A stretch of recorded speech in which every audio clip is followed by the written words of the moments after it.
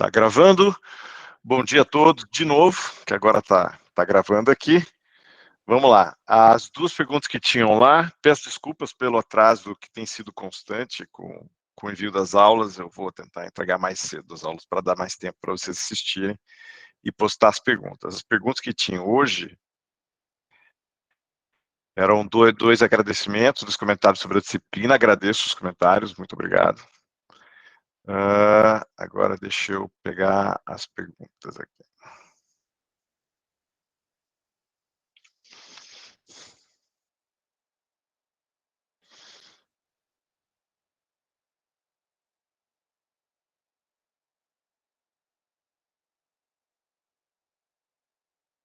Aqui.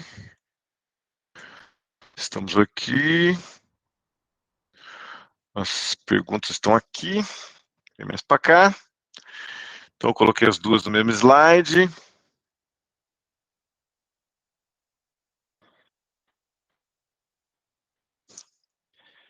Cadê a gente? Estão aqui. Então, beleza. A primeira pergunta foi... Opa, Crislaine entrando. Quais micro-organismos que possuem maior velocidade na degradação do plástico? O Jefferson Brito perguntou. A minha sugestão é ir... Eu não sei dizer. É uma coisa que...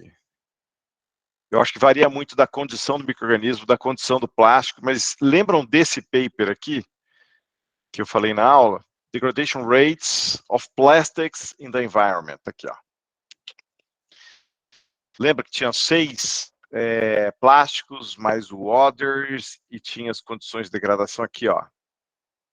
Olha, Jefferson, se o seu interesse é ver a biodegradação, eu sugiro você pegar nesse paper, quais são os papers que eles estudaram, ó. E aqui, o L, o M, o B e S foram, deixa eu mostrar aqui, L, Landfill Compost Soil, M, Marine, B, Biological. Então, provavelmente, esses Bs todos foram de biodegradação, né?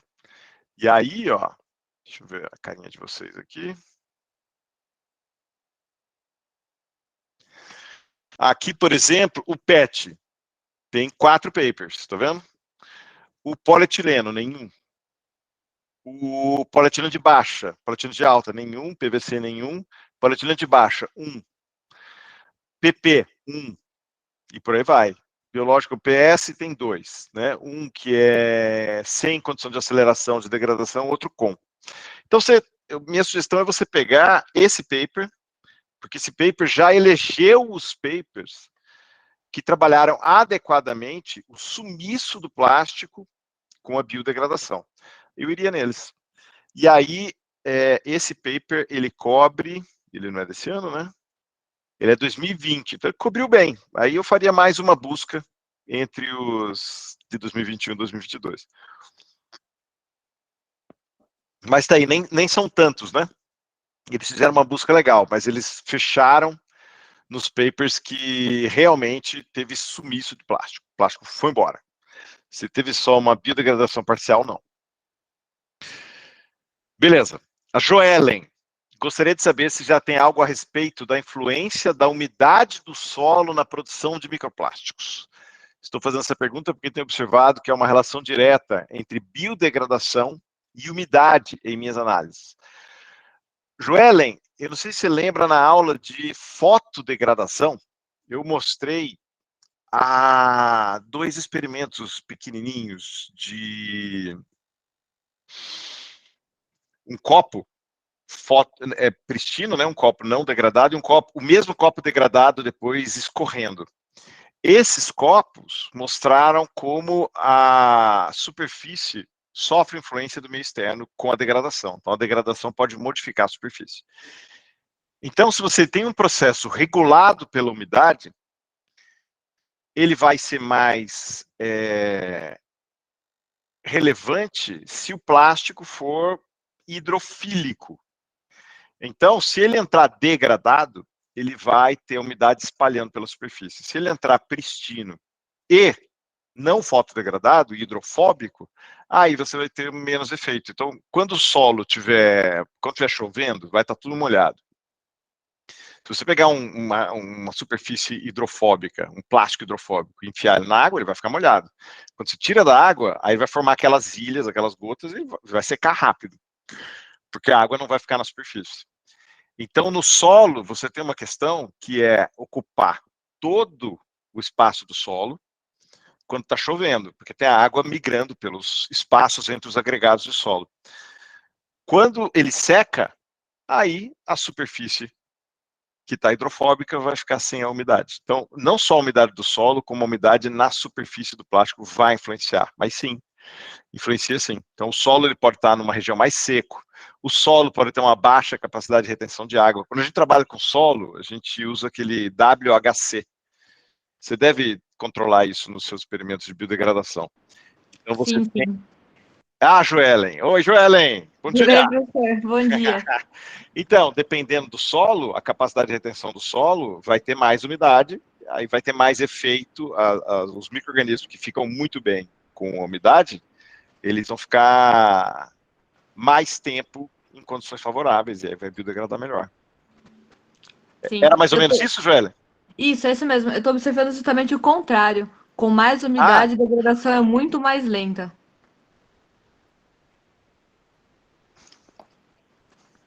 com mais umidade a ponto de ocupar os espaços entre os agregados? Isso. Do solo bem úmido, a degradação é muito mais lenta. Bem úmido ou encharcado? Encharcado. Ah, ok. Porque Mas, na verdade, quanto mais úmido, mais lento é. Mesmo quando está só úmido, não encharcado, ele acaba retardando, digamos assim. Um solo bem seco está sendo mais eficiente. nossa, que legal, olha, não esperava. Bom, tem que ver a biota que está ali, né? Uhum. Você está avaliando? Você está fazendo a caracterização da biota? Não, por enquanto não. Não? Não consegui fazer esse teste ainda.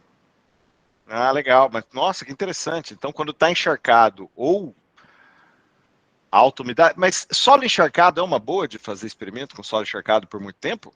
Na verdade, não seria. A gente controla a umidade do solo no início da biodegradação e aí a gente continua, né, fazendo todos os testes. Foi uma falha, na verdade. Eu acabei obedecendo ele por um erro. E aí eu observei que teve essa alteração. Bom, agora a sua obrigação moral é continuar estudando esse erro. Isso, exatamente. Eu não descartei essas amostras justamente para isso. Ah, legal. Como a gente vai fazer uma dinâmica de troca de ideia, de repente você pode procurar a Mariana, puxa vida, Barcotto, que é a nossa especialista em micro-organismos de solo. Deixa eu ver se ela está aqui. Mariana, você está aqui hoje? Desculpa se eu errei seu sobrenome. Cadê? Mariana não entrou aqui hoje ainda. Mas vamos, a gente troca uma ideia. Legal, obrigada. A Jéssica levantou a mão, depois a Juliane. Pode falar, Jéssica. Oi, professor, tudo bem? Bom dia. Bom dia, Jéssica. Prof, eu queria perguntar para a Joelma se o microplástico ela trabalha microplástico virgem ou ela já trabalha com microplástico degradado ou ela pega no meio ambiente esse microplástico para fazer esses experimentos com solo encharcado? A Joellen, eu acho que ela trabalha com um polímero que ela sintetizou, é isso, Joellen? Isso mesmo. É um hidrogel, na verdade. Talvez até por isso a água interfira tanto. Ah, Mas em outros papers eu não encontrei essa divergência, né, em relação à água em biodegradação de hidrogel. Eu não trabalho com microplásticos, mas eu acredito que eles acabem existindo, né, no final dessa cadeia. entendi. Obrigada. Imagina. Joellen, a rigor, se ele fragmenta, a rigor mesmo, na definição, se ele fragmenta em pedaços menores que 5 milímetros, mesmo que seja um hidrogel, entra na categoria microplástico. E se é Isso, um hidrogel exatamente. persistente, entra na categoria poluição plástica.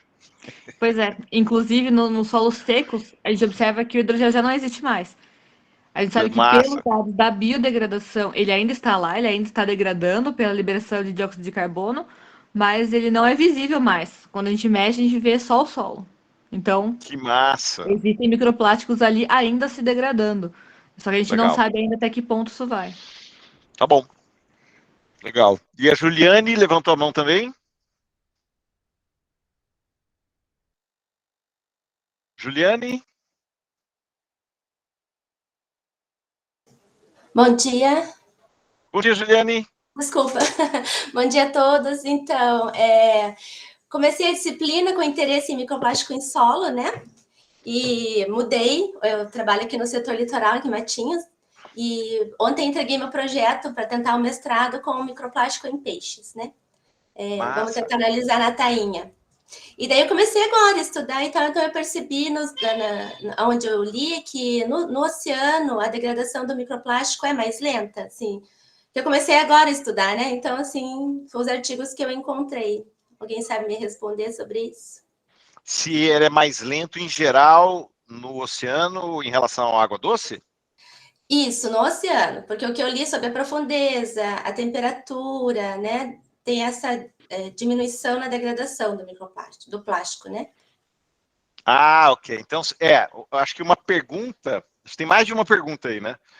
Porque se você compara água doce e água salgada e não mexe mais nada, você pode ter uma resposta. Agora, se você compara um rio com o oceano profundo, você tem outra. Mas alguém sabe dizer? Eu não saberia dizer. Ah, legal. Estou começando a estudar, mas estou aprendendo bastante aqui. Obrigada, professor. Imagina. Mas tem bastante gente que trabalha com biodegradação aqui que pode te ajudar. Quer ver? Não sei se a Vanéria quer falar sobre isso ou de outra coisa. Bom dia. Não, professor, uma pergunta que eu acabei deixando aqui hoje, lá no DOC. Eu queria saber qual filtro que pode ser utilizado para filtrar os reagentes e evitar a contaminação por microplásticos nas pastagens. Nas pastagens? Não, acho que independente... como assim nas pastagens, Vanéria? Não, no pasto em geral.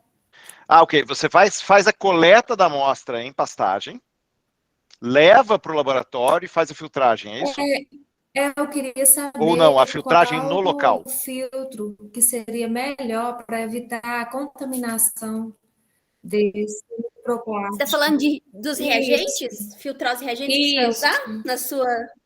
Então, eu uso, pode ser de acetato de celulose ou um misto de acetato e celulose. Eu acho que esse é o nome, não sei. Não sei se mais alguém usa. Mas eu tenho uma pergunta para você, Vanéria. Você vai levar esse reagente para campo? Não, isso é só uma dúvida, porque quando eu vejo aqui as discussões de vocês, né, e vejo que por mais que a gente cuide, sempre tem alguém, sei lá, que acaba deixando alguma coisa, que acaba jogando alguma coisa, é uma preocupação minha que eu tenho mesmo. É que se você está falando de reagente, deixa eu ver se eu acho a sua pergunta aqui. Você colocou no Google Docs, não?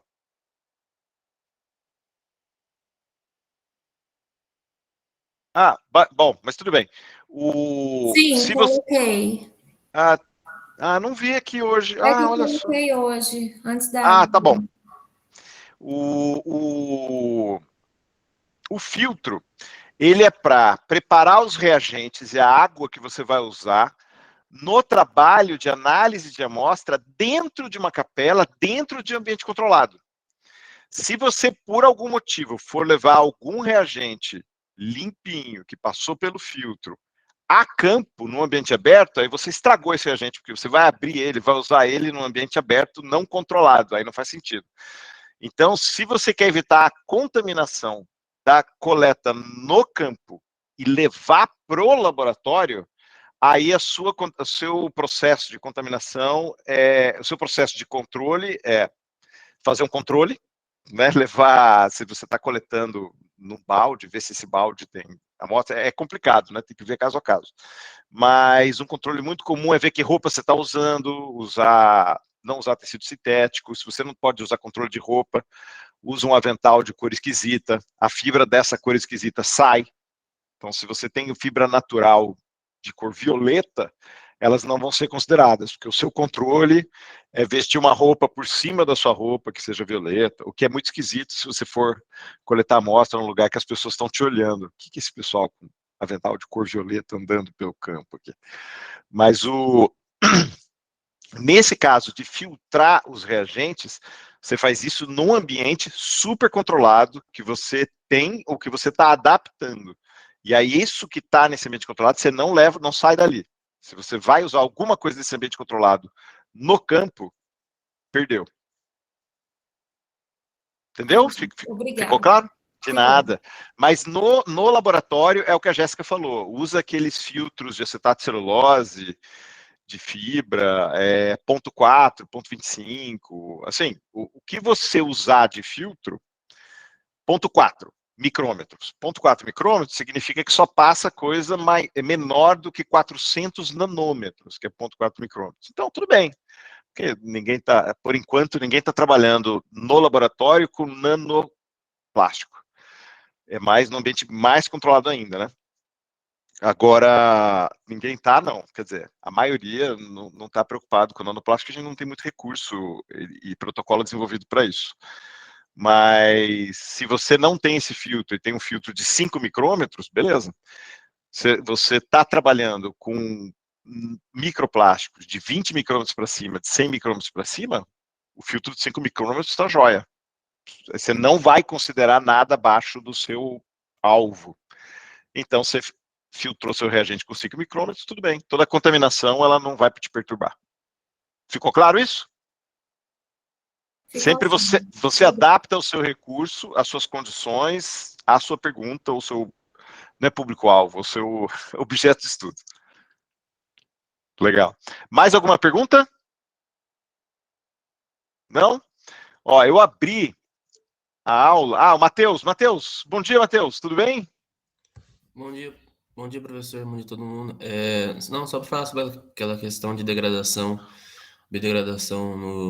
nos oceanos, o que a literatura mostra é que, com exceção de alguns outliers, geralmente nos oceanos a biodegradação, em relação à formação da plasticera, acaba sendo mais lenta a degradação em comparação à água do mar e no solo. Por causa que, geralmente, nesses ambientes, há uma diluição maior da microbiota, né, da comunidade microbiana.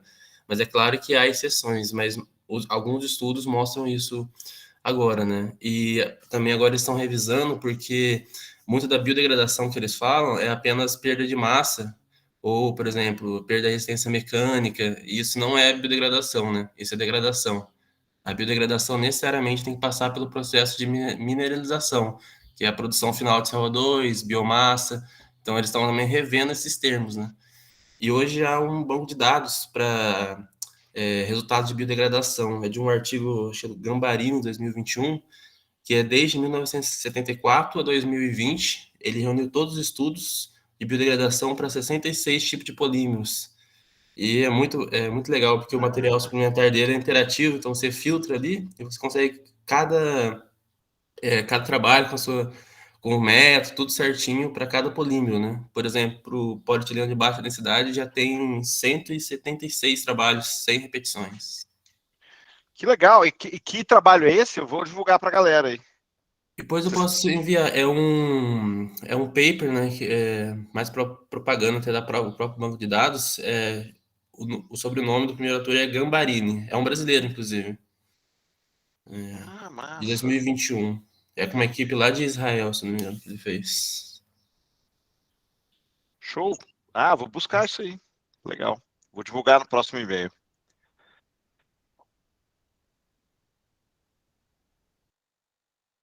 Muito obrigado pela contribuição, Matheus. Obrigada, Matheus. Anotei aqui.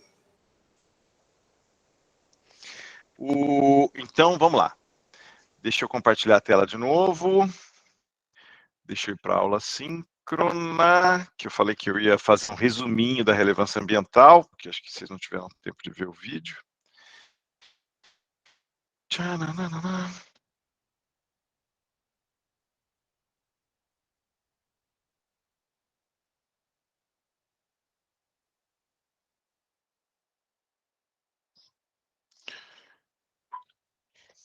Aqui.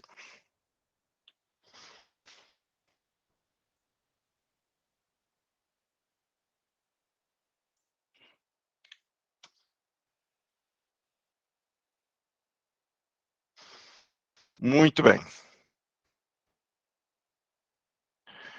Então tá aqui.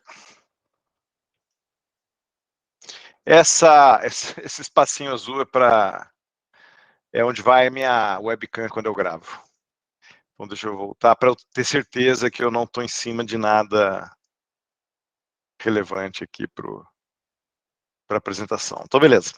Microplásticos ambientalmente relevantes. Eu mostrei essa racionalização de uma relevância ambiental feita por esse grupo de autores. A Denise Mitrano, ela é muito pujante, ela é bem produtiva, bem relevante aí na área. E o resto também, obviamente, mas a Denise Mitrano é aqui, do que eu acompanho, é quem mais aparece. Então, ela separou em 3 diferentes pilares. O material que você está usando, aonde você está oferecendo esse material e quem recebe esse material. Quem recebe não precisa ser um ser vivo, né? Quem recebe pode ser uma fibra, pode ser um particulado, pode ser um ecossistema abiótico, pode ser água, ponto. Então, como um determinado material sobre quais condições está afetando o quê, né? Esse tipo de ponderação para vocês é um tipo de ponderação racional, viável? É uma coisa clara?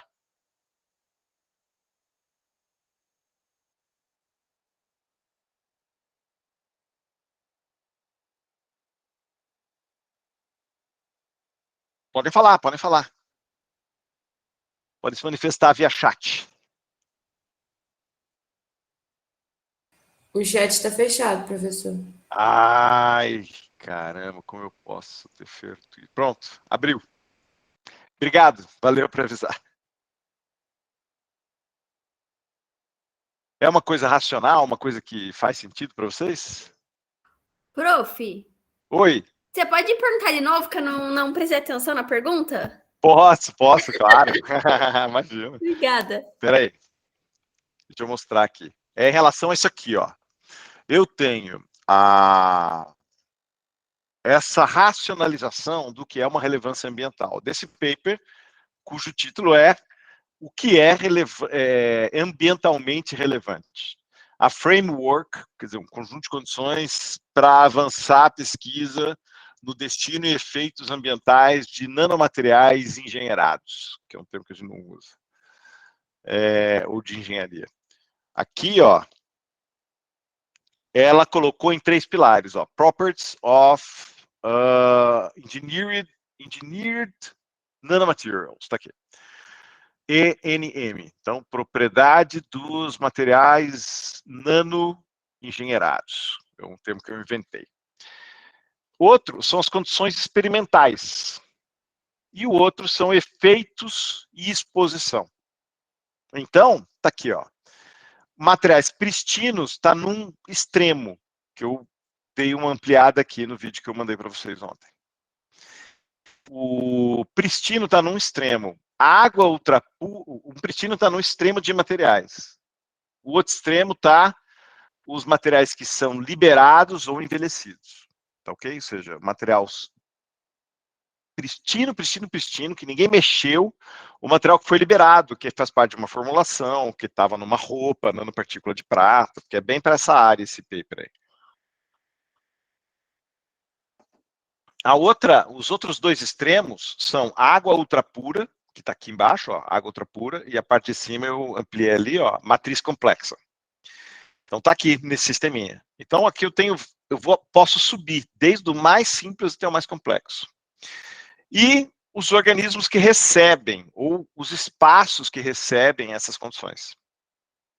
Pode ser um organismo simples, uma minhoca, que eu coloco numa placa de Petri, ou posso colocar um sistema variado, com vários nematóides, uma planta, que a gente chama de microcosmo, mesocosmo ou macrocosmo. Eu vou ampliando a complexidade e o tamanho, e aí eu vou tendo diferentes níveis de relevância ambiental. Entre aspas, porque depende da sua pergunta também. O que é relevância ambiental? Seria, assim, a obviedade aqui seria a parte de cima. Quanto mais você vai para cima, melhor. Mas você pode ter algumas perguntas que você quer saber sobre como funciona um determinado poluente, ou uma determinada condição associada ao poluente, condição a coluna do meio, e o poluente a coluna da esquerda, para afetar um cabra, um sujeito, uma espécie, um indivíduo de uma espécie. Aí você tem a possibilidade de entender o mecanismo, porque você controlou as condições. Mas esse cara não está sozinho no meio ambiente. Ele vai interagir com outras espécies, vai interagir com outros indivíduos, vai interagir com a biota toda. E aí pode ser que o mecanismo seja diferente, mas pode ser um primeiro passo trabalhar com uma espécie individual, um indivíduo da espécie, para depois ir aumentando a complexidade. Então, dizer que a espécie sozinha, ou a água pura, ou uma água não tão controlada, não é relevante ambiental, não é ambientalmente relevante, pode ser não tão justo com o sistema, que também a ideia não é, a ideia é responder perguntas científicas, né? E pode ser que a pergunta científica demande uma condição mais simples. Porém, no geral, se você não tem uma pergunta muito específica, se a sua pergunta é como o microplástico afeta o meio ambiente, ela é muito geral. O meio ambiente, ele não está aqui embaixo. O meio ambiente, ele está aqui em cima. Então, deixa eu aumentar aqui.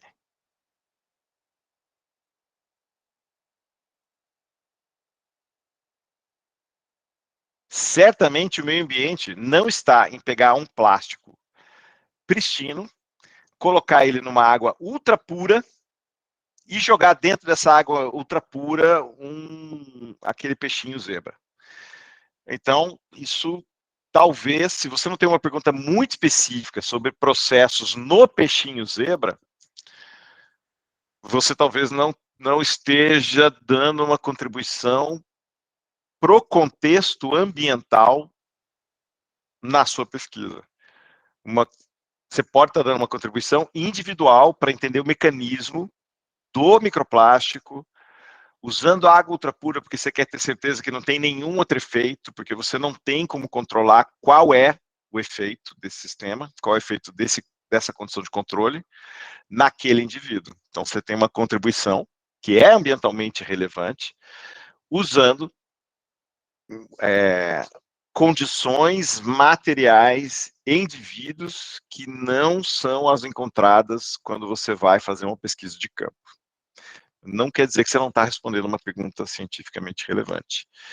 Então, essa é a arrumação aqui desse artigo sobre relevância ambiental. Quanto mais simples, menos relevante ambientalmente, mas não quer dizer que as perguntas científicas não são relevantes. Ficou claro? É uma dicotomia, né? Marcos Fernandes de Oliveira, ótimo. Esse foi um comentário que eu fiz no fim só da aula gravada, e eu senti, quando eu terminei, eu devia ter falado isso no começo. Marcos, isso aí é para laboratório. Essa é uma coisa interessante, porque quando você tem... Uma coisa importante de você pensar é que quando você está trabalhando em campo, não faz nem sentido em falar em relevância ambiental, porque você está num lugar em que é totalmente a condição ambiental em que aquele plástico está interagindo com a biota, com o ecossistema. Então, é só para laboratório, para experimentos de laboratório. Você sempre pode dizer... Eu acho muito difícil que um trabalho de campo não seja relevante ambientalmente, porque o que você está fazendo é medindo o que está aparecendo em campo, né? Deixa eu vir para cá para falar com vocês direito. O que você está medindo é o que está acontecendo na vida selvagem ou na vida urbana, que é meio ambiente também. Então, por exemplo, eu com a Bruna, que está aqui, minha aluna de doutorado, a gente está trabalhando com o entorno de fábricas. qual é a poluição ambiental que tem no entorno de ambiente industrial. Isso é campo. A gente está trabalhando com microplásticos ambientalmente relevantes e a gente está fazendo um monitoramento, uma tentativa de monitoramento no entorno do ambiente industrial. Não há discussão nenhuma. Não preciso nem discutir se isso é ambientalmente relevante ou não. Nós estamos indo para campo para fazer isso. Agora, se a gente for fazer um experimento para tentar entender como esses microplásticos naquele ambiente estão interferindo nas plantas, estão interferindo nos invertebrados de solo, aí a gente vai ter que fazer um experimento e aí nós vamos ter que nos questionar o quão próximo a gente vai ter que ser do ambiente de coleta, aonde esses microplásticos são ambientalmente relevantes, porque eles estavam no meio ambiente, para o nosso experimento ser representativo daquele ambiente. Aí a gente vai ter que trabalhar essa questão. Então, quem vai a campo, nem precisa se preocupar com isso, né? Não é. Mas quem vai a campo acaba tendo que conversar com quem está no laboratório. E quem está no laboratório, eu acho muito saudável conversar com quem vai a campo. Então, eu acho que é uma conversa que precisa ser fomentada. É isso, Marcos? Respondi a sua pergunta? É Marco, né? Cadê? Marcos. Tá respondido? Joia, valeu, Marcos. Caio, pode falar. Bom dia, gente. Bom dia, Walter. Em relação a esse assunto, eu vou falar um pouquinho, porque eu trabalho justamente com isso, principalmente laboratório, né? E acabei de auxiliar um colega, a gente escreveu um paper aí, se tudo der certo, tá para sair, de campo, né? Voltando depois, relacionando os efeitos em campo do microplástico em bivalves, aqui na Baía de Santos, com efeitos fisiológicos. E é muito complicado, né, fazer essa relação com o ambiente, porque você tem ali vários estressores, né? Como que eu posso falar que aquilo está diretamente ligado à exposição a microplástico, por exemplo? Então, eu acho que o laboratório, nesse quesito, ele acaba se tornando você tem entendimento de efeitos, não tem muita saída, que nem você falou, né? A gente acaba indo para o laboratório também. Eu, no meu doutorado, eu estudei o carreamento, né, de substâncias, aí, baseado em alguns estudos do pessoal da China, de fármacos e produtos de cuidado pessoal carreados por plásticos. Lá eles acharam e eu vim trazer isso, acabei trazendo isso para o laboratório e a gente teve que isolar, né, os efeitos. Eu tive que trabalhar com concentrações de plástico fora do ambiental, mas isso porque a gente tem que entender como que o plástico alterava o mecanismo de ação, né, do contaminante, no caso, como ele carreava e como dentro do organismo. Então, aí a gente acaba fugindo um pouco do ambiental, né? Porque você pega as concentrações ambientais, para você for basear em paper, são 0,1 partícula por grama de tecido. Isso nunca vai dar efeito, então não tem como a gente entender um efeito de né? É muito difícil. Então, eu acho que é muito complexo isso, né? Aí, então, a gente tem que acabar superdosando o que a gente faz, infelizmente, né? E ao mesmo tempo, quando a gente tenta fazer relevante, aí você joga na revista, bate nas revistas e se questionam. Que nem no doutorado mesmo, eu quis trabalhar com um range de tamanhos de plástico. Eu trabalhei de 100 a 250 micrômetros, que é um tamanho relativamente grande para microplástico, né? Tá bom. Eu trabalhei com bichos grandes, né? Aí foi questionado, por que você não isolou e trabalhou só com os de 100 ou com menor, mas com um tamanho só? Aí você para quem pega de laboratório, né? Os revisores que eu pego, eles acabam batendo nessa tecla também. A gente tenta, o que a gente consegue variar um pouco, já vem a paulada. Então o pessoal acaba restringindo para conseguir também atender aí. Eu acho que é bem complexo. Eu estou aqui, enquanto você está falando, estou tentando ver se eu acho um tweet. Teve uma discussão recentemente que tem a ver com o que você falou e com o que eu gostaria de falar agora, no seu contexto e no contexto do que a Dandara acabou de falar. Então é o seguinte, concentração. A concentração, às vezes, que você encontra no ambiente, ela é muito baixa. Então você falou aí 0,1 fragmento ou grama, não sei qual unidade você usou, mas não importa, é sempre muito baixo por indivíduo, porque na verdade você encontra você encontra um fragmento em um indivíduo de 10 que você estudou, então você achou 0,1 fragmento por indivíduo, tem essas métricas malucas. Mas às vezes por grama de tecido, você tem muito pouco. Mas você tem que ver o quanto você... tem duas questões. Primeiro, todo mundo fica falando que você tem que trabalhar na concentração ambiental, a concentração que foi encontrada, ou na espécie, ou no indivíduo, ou no ambiente, ou no rio, ou no solo. E tudo bem, é verdade, isso, você tem que trabalhar nessa concentração para responder as perguntas relacionadas ao estado atual, de agora. Mas você pode querer responder as perguntas do amanhã. E a produção de plásticos, ela não para. Não tem nenhum indício de que a gente vai diminuir o nosso apetite por plásticos. Não tem nenhum tipo de ruptura prevista no sistema de gestão de resíduo plástico. Não param de abrir plantas petroquímicas para a produção de plástico. Então você tem todo um contexto, e aí eu acho uma estratégia legal de colocar no artigo, é dizer qual é o objetivo dos experimentos. E o objetivo dos experimentos pode ser achar, por exemplo, o tipping point. Aí você pode fazer aquele esquema de 1 grama por unidade de volume, de massa, 10, 100, 1000. Entre 100 e 1000 você achou alguma coisa, beleza. Então 100, 500, 800, e vai. E você acha o ponto de não retorno.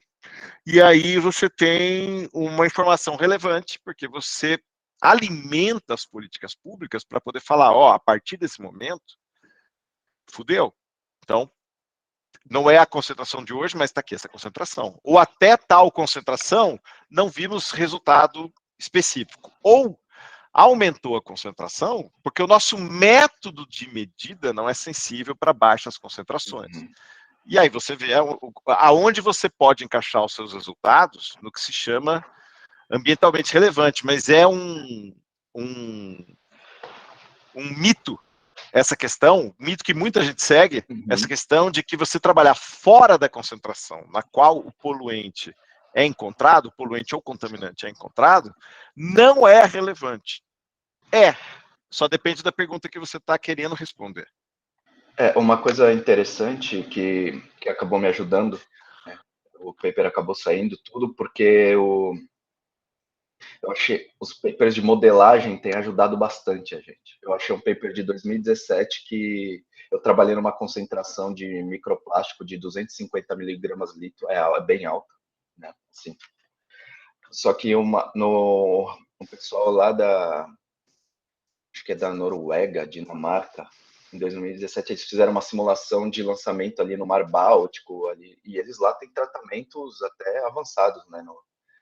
Eles estimaram que por semana ali a Dinamarca lança mais de 500 miligramas litro de microplástico no Mar Báltico. Então foi o que me salvou. Eu peguei aquilo e falei, tô usando metade dessa concentração.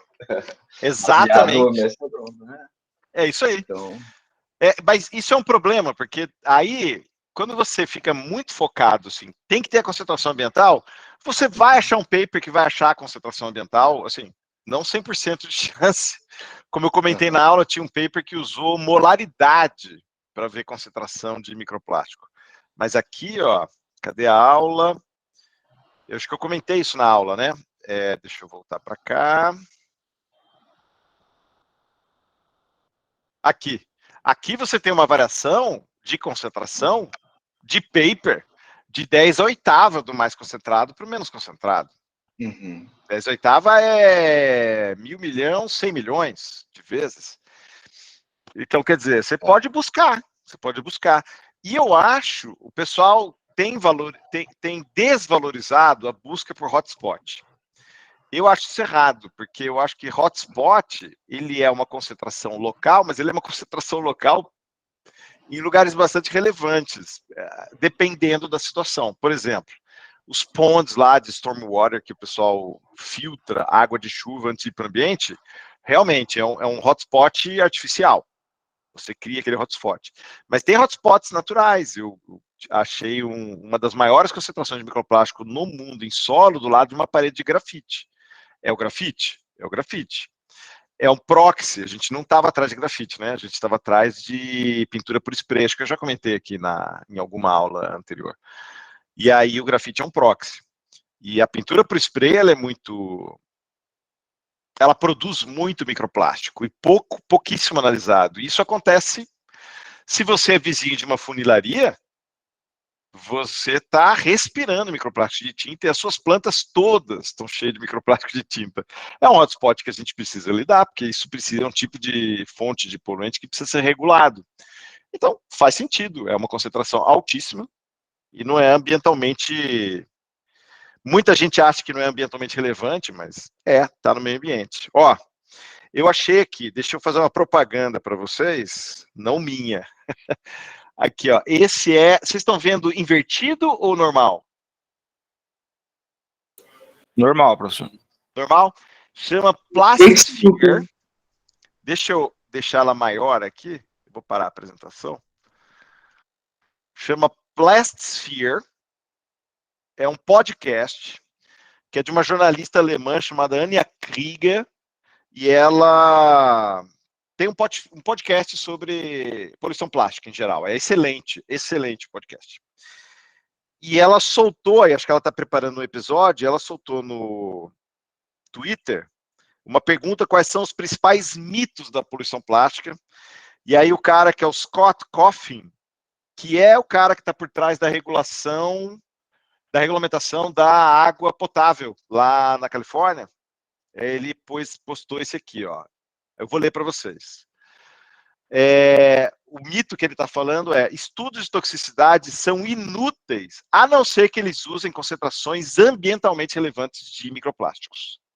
Então tá aí, Caio. Ele e você estão vestindo a mesmíssima camisa. Aí ele deu 3 motivos.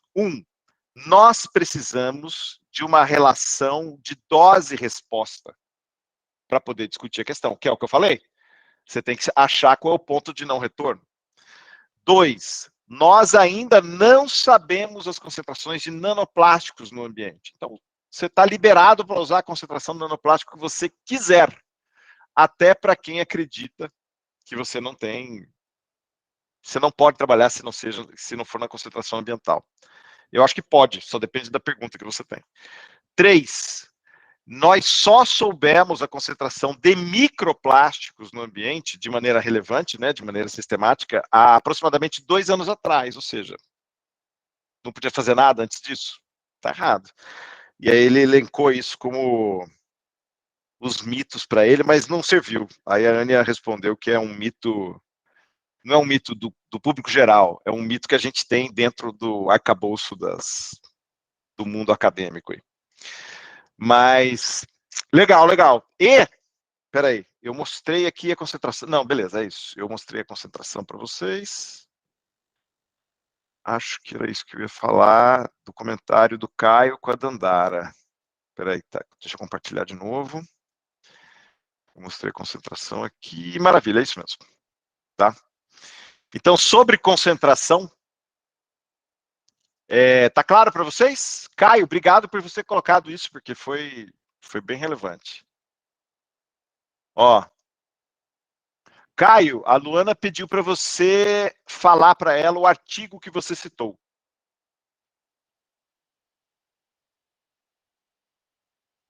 Que é um que você achou uma alta concentração, né, Caio? É isso, Luana? Eu perguntei ali qual... tá, o de alta concentração, mando sim. Eu mando no grupo, se quiser, eu mando no e-mail. Legal, obrigado. E se vocês quiserem paper com alta concentração ou baixa, esse paper foi muito legal. Tá aqui, ó. Esse paper que está na aula que eu mandei assíncrona. Que é uma coisa que eu fiz, deixa eu compartilhar com vocês, uma coisa que eu faço quando eu vou usar, quando eu preciso usar um valor da literatura, em geral eu faço isso aqui, ó. Deixa eu mostrar para vocês desse paper aqui. grafite. Então, a gente tinha que comparar a concentração com outras concentrações, né? Aí, essa é a minha pasta do Zotero. Aí, o que eu fiz? Eu peguei todos os artigos de revisão com occurrence para ver concentração de microplástico nos artigos de revisão.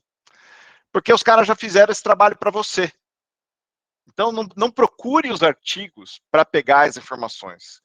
Pega os artigos de revisão que já fizeram esse trabalho. Aí eu peguei aquele conjunto lá, busquei o que tinha as maiores concentrações e usei também para comparar. Mas é um artifício bastante comum.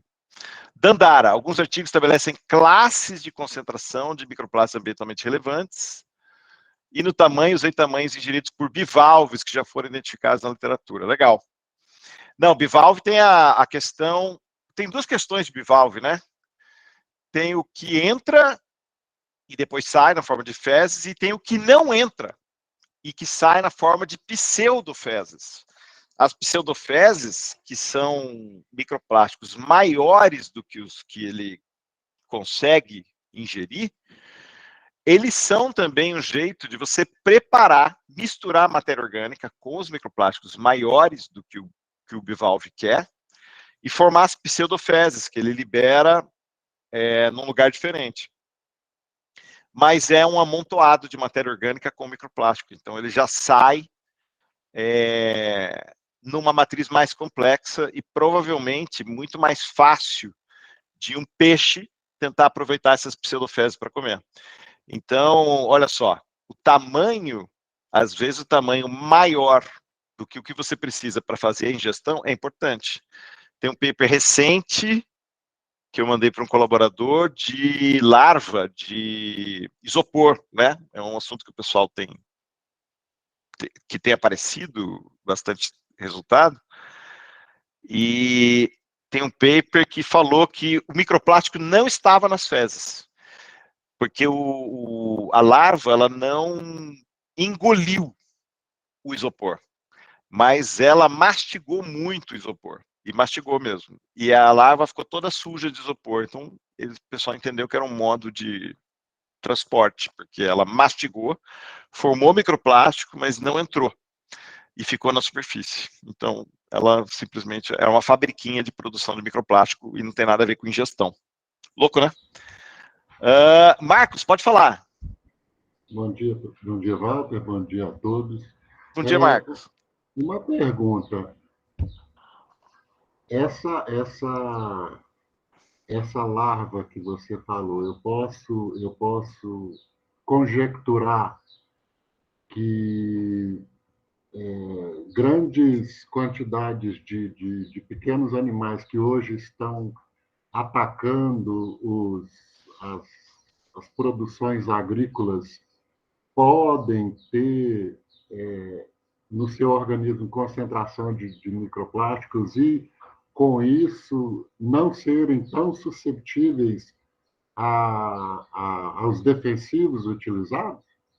Ou eu estou... Não. Essa pergunta é uma pergunta relevante, pode ser colocada e pode ser estudada.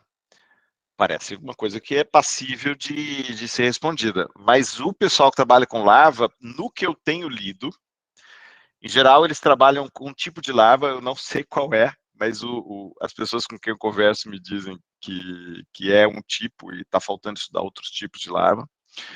E, em geral, o estudo é em cima de isopor. Então, está faltando estudar, até porque é difícil ela morder um pedaço de garrafa. Mas eu já vi em coleta de campo, eu já vi filme de polietileno cheio de mordidinha. Você vai no microscópio e está lá, todo dobradinho, parece uma florzinha, com marca de dentinho e tudo. Então, tem bicho que come plástico, não sei se digere, não sei se é só para fragmentar. Mas é uma questão sim, Marcos. É uma coisa para se responder. Tem muito microplástico em campo agrícola, né? Principalmente os que usaram lodo de esgoto. Adubo de lodo de esgoto, né?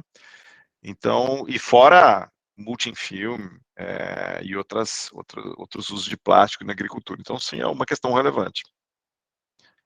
Caio, quer falar de novo, Caio? Não, professor, é questão a relação dos bivalves, né, que tem uma controversa também. Você está falando das pseudofezes, a discussão do translocamento de microplástico para hemolinfa, para excreção, né? Não sei se você já leu a respeito. Não, assim, já li, mas eu não sei falar sobre a fisiologia do bivalve. Aí eu colaboro com o pessoal que trabalha com isso. Aí, não, porque tem o paper, acho que é do Farrell e Nilsson, né? Mais antigo, que é o primeiro que levanta. E é uma discussão, porque tem paper falando que não. Eu trabalho muito com ostra, né? E sempre que a gente faz a análise da hemolinfa, eu sempre encontro um microplástico na hemolinfa. Sempre. Não tem... Então, é um meio de excreção que eu acho que é muito... né, é legal de se analisar. E o que é hemolinfa, é um tecido. Caio? A hemolinfa é o sangue dele. É como se fosse o sangue. Então tem um sistema passou. Circulatório. Ou seja, passou pelo sistema digestivo, foi incorporado. Isso. Eu tenho fotos disso tudo, eu sempre tiro foto. Eu guardo as fotos. E que tamanho? Olha, eu não medi, professor, mas que para estar na hemolinfa, eu tenho o parâmetro de lisossomo do lado, que é as células que nem as hemácias nossas, né, do lisossomo não, desculpa, de hemócitos, né? Assim, perto do hemócito é grandinho, mas deve ter na casa não deve ser maior que 100 micrômetros. Caio, agora eu tenho uma pergunta para você. Aí eu vou falar sobre contaminação. E quero avisar também que eu confirmei o Luiz Amato, que é o primeiro autor daquele paper de microplástico em pulmão, em autópsia. Ele vai falar com a gente em novembro.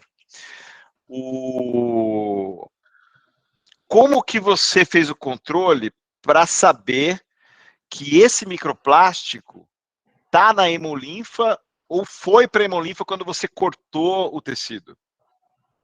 Então, a gente coleta com a seringa, né? A hemolinfa, eu tiro do músculo adutor, eu não abro o bicho nem nada, a gente só levanta um pouco a concha em série. E esses que eu tenho certeza, eu sei porque ele tem o padrão daquele de fibra de rede de pesca, aquele azulzinho de pesca. Ok. São os de pesca. Então dá para saber. Tá. Que massa, cara, que legal. Mas você chegou a limpar a seringa, limpou o sistema todo, fez um controle, usou a mesma seringa para tirar outra coisa e viu que não tinha nada? Não, é uma seringa, porque assim, isso a gente usa, eu não faço isso para analisar o microplástico em si, eu faço isso para analisar os hemócitos dos bichos expostos, né? E quando a gente trabalha com microplástico, no caso, é um microplástico branco, parece os esfoliantes, bem pequenininho, branco. Esse é o que vocês oferecem. É isso, só que o filamento azul, ele aparece nesses bichos. Às vezes os bichos a gente vem o fornecedor traz pra gente, né? Eles vêm de um cultivo lá de Canané, de uma região lá que é uma Resex, que é o Mandira.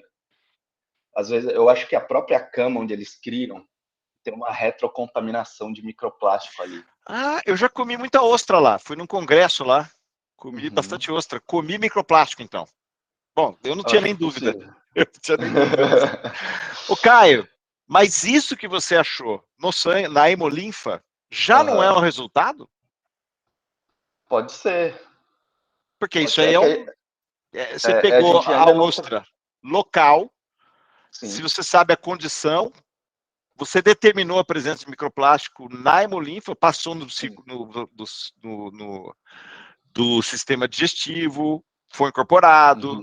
Isso parece irrelevante. Ainda qual é o comprimento? Qual o tamanho?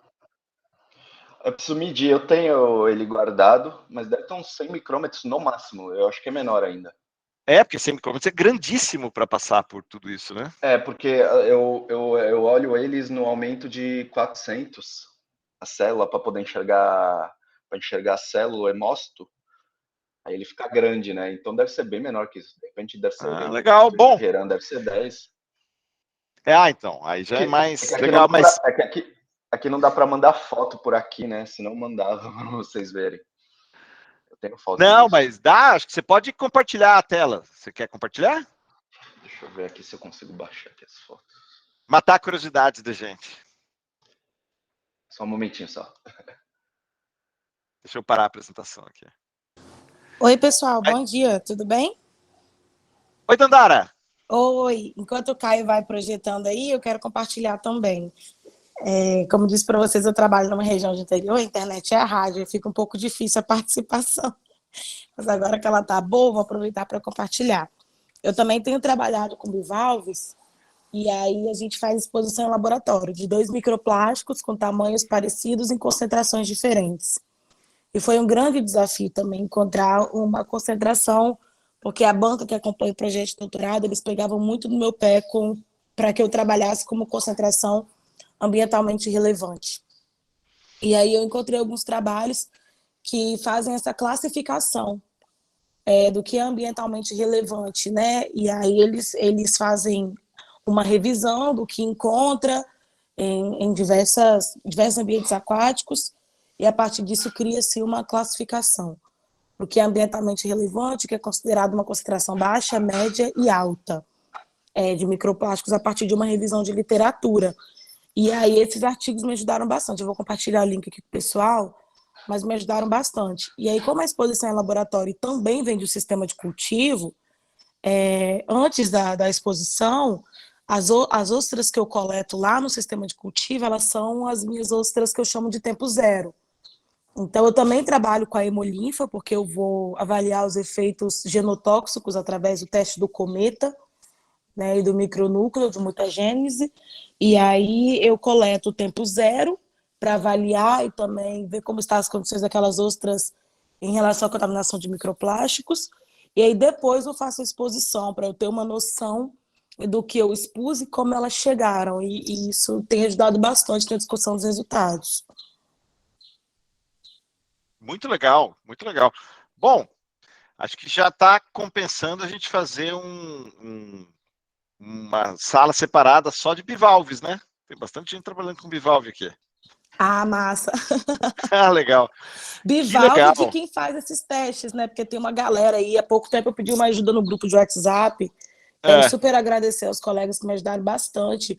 Eu precisava, eu realizo esses testes de genotoxicidade também bioquímicos, com algumas enzimas como catalase, GST, GPX, e o pessoal me ajudou bastante na hora de calcular a atividade enzimática. Então, acho que além da gente ter a galera que trabalha com bivalves, a gente tem o pessoal que trabalha com esses testes em laboratório e que faz essa parte genotóxica e bioquímica. Tem uma galera expressiva aí que faz esse tipo de teste. E é bem muito bacana. Legal. Seria um resultado muito legal da disciplina se dessa disciplina saísse uma rede de pessoas que trabalham com microplástico em geral para poderem colaborar, né? Está se formando aí. Vamos ver como é que anda isso. Legal. Pode compartilhar, professor? Pode. Tem alguma limitação, não? Você tem a setinha aí embaixo? Tenho. Deixa eu abrir aqui, deixa eu ver se vocês vão conseguir ver. Vocês estão vendo alguma coisa? Sim. Não, quer dizer, estou vendo que você está compartilhando.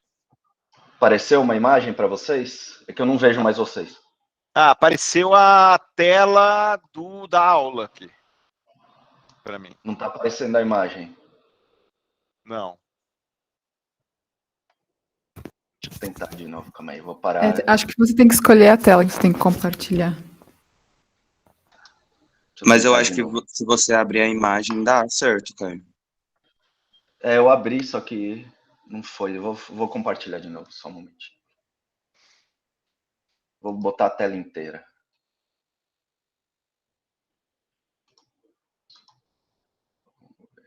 Deixa eu entrar aqui na pasta, eu acabei fechando a pasta.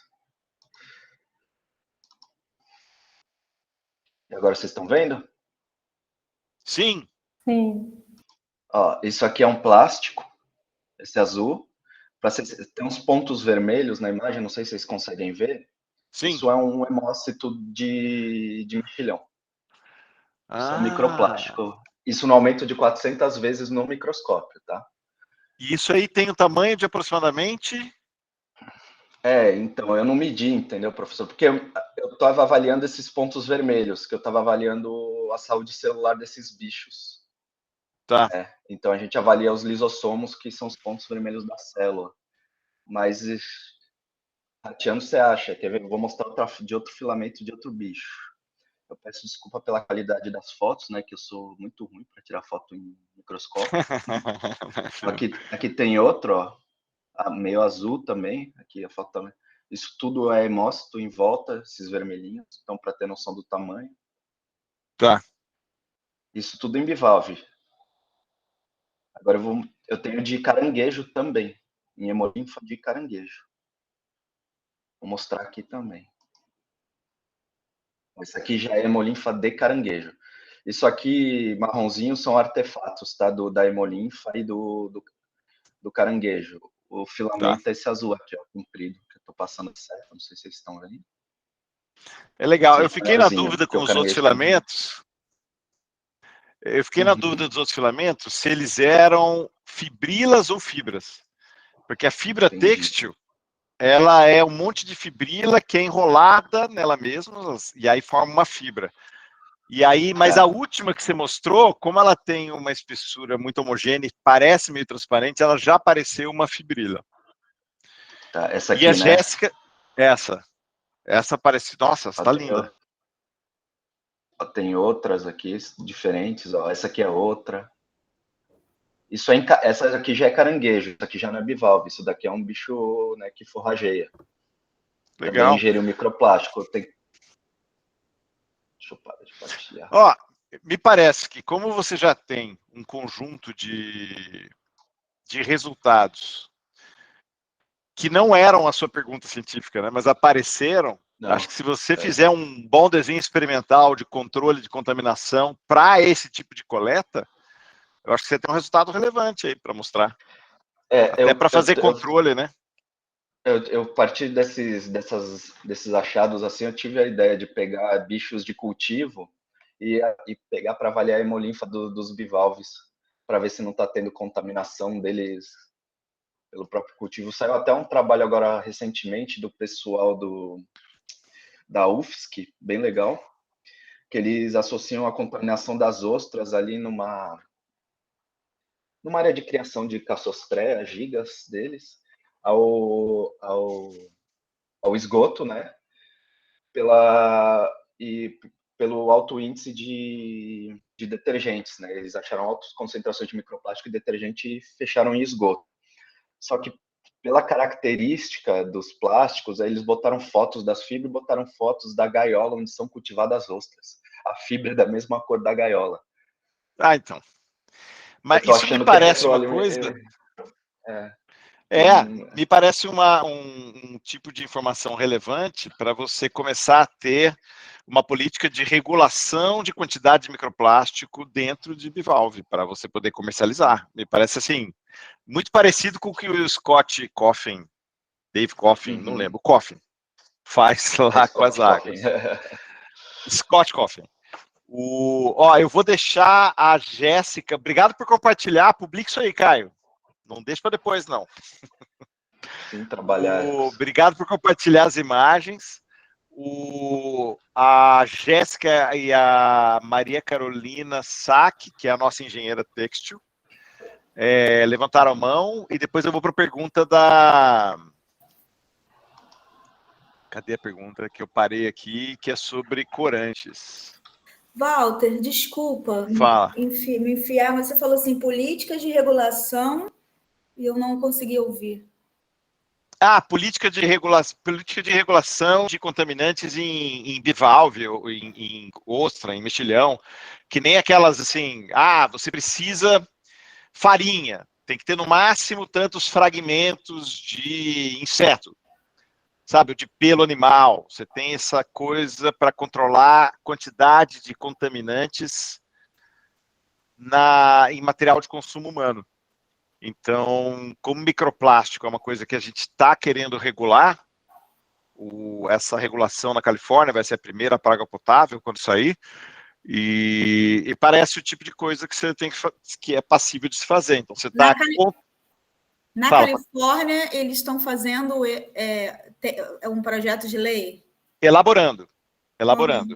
E aí, você não faz o projeto de lei se você não tiver prontinho tudo para todo mundo seguir essa proposta. Você não pode colocar um projeto de lei para falar assim, a água potável de agora em diante vai ser assim. E ninguém sabe medir. Então, eles estão determinando todo o protocolo para medida de água potável, o que é um trampo danado. E eles estão nisso. E está andando, acho que vai sair logo.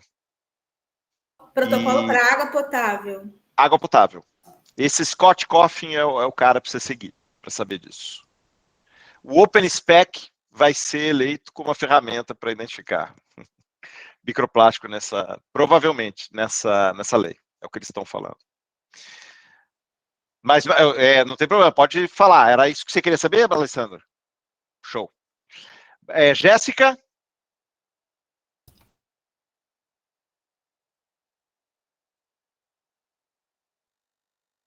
Pronto, tá escutando? Estou escutando, pode falar. Achei que tinha liberado, não tinha liberado aqui. Queria perguntar para o Caio, nos experimentos dele, se ele teve alguma forma de controle de qualidade, assim, de controlar, se ele fez em um ambiente igual, tipo, quando eu fiz uma coleta, como posso dizer, exploratória, para verificar como que eu ia trabalhar nas minhas coletas de verdade. E aí eu comecei a trabalhar no ambiente normal do laboratório. E eu verifiquei que estava aparecendo muitas fibras. E daí eu conversei com a Crislane, que também trabalha já há muito tempo com coleta de microplástico. E aí ela me falou que, assim, se trabalhar em um ambiente aberto, a chance de ter fibra da nossa roupa ou de de uma blusa, de uma jaqueta, de uma bolsa, a chance de contaminação é muito grande. Então, provavelmente, todas as fibras pretas que eu estava encontrando, e era tudo de contaminação do ambiente mesmo, das pessoas que estavam chegando no laboratório e que ficavam curiosas e iam perto. Então, aí eu pensei em criar no laboratório um ambiente meio que, entre aspas, free de microplásticos. E o professor Walter também fez isso no laboratório dele. Aí eu estou fazendo um controle de qualidade agora para verificar se realmente eu vou ter menos contaminação por fibras e partículas. Aí eu queria saber se você fez algum controle, se quando você foi lá no microscópio era um ambiente fechado, porque essas fibras azuis pode ser realmente de onde você coletou, de onde ficavam esses bivalves, mas também pode ser do ambiente ali, da roupa de alguém. O que você acha? Então, em relação a essas fibras azuis, elas foram achadas ao acaso, né? Porque o objetivo desses estudos não eram os plásticos. Quando eu fiz as minhas exposições de laboratório, que eu também fiz essas análises, eu trabalhei com fragmentos. Então, se aparecesse fibra, eu saberia que não é do experimento da exposição. Mas esse acabou não sendo. Então, a gente acabou não tendo esse tipo de controle. Isso eu estava analisando com um outro modelo e a gente acabou encontrando. Mas possivelmente é de fator externo, não é de ser azul, principalmente. Ali nos momentos que a gente trabalhava, ninguém estava usando azul. Ah, sim. Então, ou rede, algum material. Então, por isso que eu suspeito, né? Um palpite que seja dos cultivos. Por isso que é interessante fazer essa análise. Cadê o pessoal que levantou a mão? Porque eu tenho a impressão... cadê a nossa engenheira têxtil? Porque eu achei que ela ia falar alguma coisa aqui. Oi, professor. A Maria Carolina GP Saki. Cadê você? Estou aqui, tudo bem? Bom dia. Porque eu tenho a impressão que quando você fala em fibra de rede de pesca, ela é diferente da fibra têxtil. E eu acho que a Maria vai poder falar alguma coisa disso. Professor, com relação à matéria-prima, em geral, elas são de poliamida. O que muda, na verdade, é o título da fibra. Então, em geral, para têxtil, o título da fibra ele é menor. Então, dentro do têxtil, uma única fibra é já considerado fibra, um emaranhado dessas fibras que formam o fio. Para a rede de pesca... Maria, só dá uma explicada para todo mundo aí, o que é título? Título, na verdade, é uma medida entre peso e comprimento. Então, dentro do universo têxtil, para ser considerada uma microfibra, ela tem que ser menor que 1 detex. Isso significa que ele pesa 1 grama em 10 mil metros de fio. Só que para cada matéria-prima, na verdade, se usa um tipo de título, né? Então, isso varia. Depois a gente pode, a gente pode converter, né, para a gente ter a mesma comparação, mas em geral, quando a gente está falando de algodão, a gente usa outro tipo de título, né, que a gente precisa converter quando a gente está falando de microfibra sintética. Mas, em geral, a rede de pesca, ela tem títulos muito maiores, tanto da própria fibra, do único filamento, que em geral é filamento e não fibra, do que o têxtil. Então, são mais grossos. E aquela última foto que o Caio mostrou é típica de rede, né? Me pareceu ela bem grossa. Faltou a barra, mas me deu a impressão que ela era grossona. Eu olhando assim, professor, é difícil, né, a gente inferir em alguma coisa, mas ela parece, sim, realmente ser um filamento quebrado, né, e mais grosso. E o legal de você ter falado isso, Maria, é que eu acho que quando você tem só o microscópio, você tem que ir atrás desse tipo de informação, porque para peixe, bivalve, para água em geral, eu acho que você consegue distinguir bem rede de fibra têxtil, e eu acho essa uma informação importantíssima. Saiu agora um paper que deu, eu preciso procurar, deixa eu anotar aqui, sobre a estimativa de equipamentos de pesca perdidos para o oceano por ano. Foi absurdo, assim, deu um impacto bastante grande, foi semana passada. E hoje, com essa coisa de peixe, eu vou em banca de peixe, de microplástico com peixe, e aí sempre tem essa questão, é rede de pesca, é rede de pesca, certeza que é rede de pesca, mas eu acho que dá para ver pela morfologia, e a Maria matou a questão aí, eu acho que dá para pegar em cima do tipo, das características do fio que é usado para pesca, em relação ao que é usado para fibra têxtil, porque eles têm propriedades totalmente distintas, daria para matar isso no microscópio óptico, não precisa nem seguir adiante. É muito legal. A sua expertise, Maria, na área de microplástico, ela precisa ser muito demandada, precisa ser muito espalhada. Não, imagina, eu tô aqui, um dia, quem sabe a gente chega lá, mas estamos estudando. Não, mas é muito comum o pessoal considerar a fibra têxtil como um fio, ponto. Apareceu um fio, é fibra têxtil. E não necessariamente. Até na hora de preparar o experimento, o pessoal... Eu vejo muito experimento de fibra, ponto. O pessoal vai, compra uma corda de polipropileno, vai e fica cortando. E pronto, é fibra, acabou. Não fala mais nada, não fala nem que tirou de uma corda. Então, falta muito detalhe. É que eu acho que também deve ser difícil, professor, por causa da questão da própria degradação dessa fibra, né, em ambiente marítimo. Não sei se isso também pode influenciar, né, não tenho esse conhecimento do quanto isso pode degradar com relação à própria finura, né, o quanto isso vai degradando ao longo do tempo, e aí a gente não sabe a exposição desse tempo, por exemplo, se veio dessa rede de pesca mesmo, que tem uma característica realmente diferente das fibras do fio têxtil, e não molecularmente falando, porque pode ser, em geral, uma PA6, né, uma poliamida 6, mas a gente tem também roupas feitas de poliamida 6, por exemplo, só que sim, as características físicas são diferentes por conta de um ir para tecido de roupa, de malha, e o outro ir para uma rede de pesca. Mas aí, ao longo do tempo, né, o quanto isso pode influenciar nessa degradação e na própria característica disso final, aí eu não sei, não tenho ideia, né? Não, mas você tem toda a razão. E tem mais a formulação, porque você põe muito aditivo para ter um contato gostoso na pele, o pré-processamento do fio para ter um contato legal, né, para ter uma sensação boa, e a gente não pensa nisso para fazer rede de pesca. Então, você tem um conjunto de tratamentos para o fio bem diferentes. Então, eu acho que tem muita coisa que dá para tirar do microscópio óptico de informação, que às vezes o pessoal fala, não, para tirar essa informação eu preciso de um micro FTR, do micro Raman. Às vezes não. Às vezes só precisa ter conhecimento da área e dar uma mergulhada na literatura do tópico, né? Muito obrigado, Maria. Quando eu falo de fibra têxtil, eu rezo para você levantar a mão, porque eu sei que vai ser muito positivo.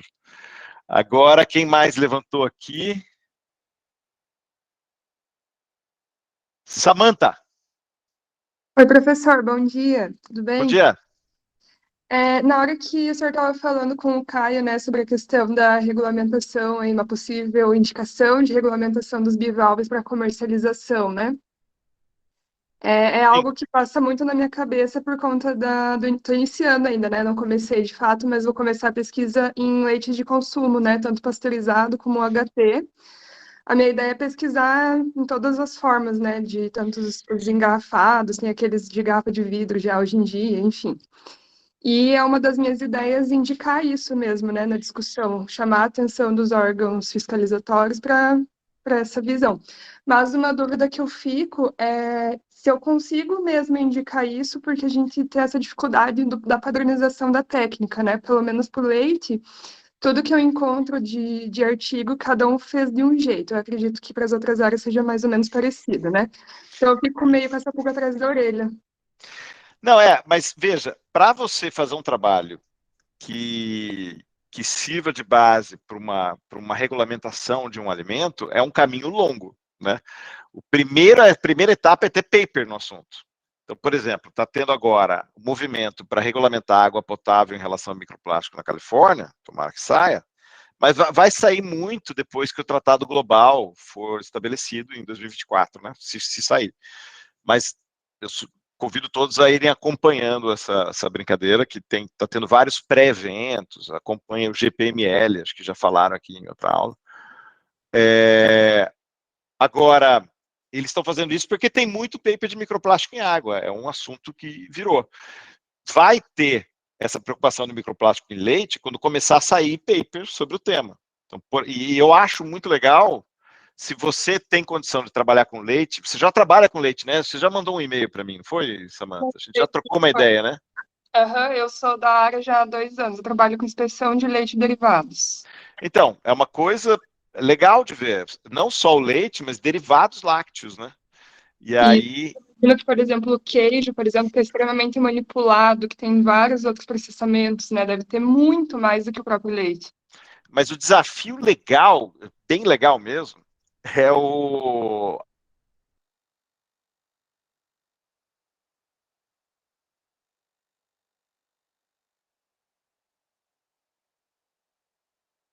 Acho que ele caiu, né? Acho que ele caiu. Travou aqui, professor. Ele caiu.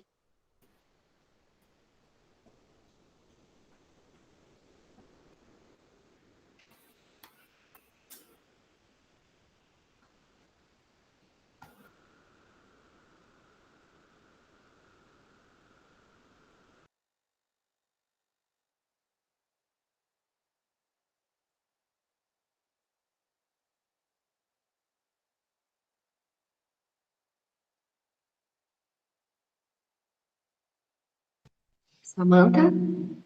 Sim. Bom, enquanto o professor não volta, eu vou falar um pouquinho aqui do meu trabalho. Eu trabalhei quase 15 anos na parte de microscopia de alimentos e muitas vezes, durante as minhas análises, eu achava fragmentos parecidos com aqueles que o Caio mostrou ali. Então, é difícil, às vezes, a gente identificar mesmo se no caso, ali no laboratório, a gente usa jaleco branco, mas é difícil saber se é da roupa da gente ou se, de repente, é da produção, né? Por mais cuidado que a gente tome.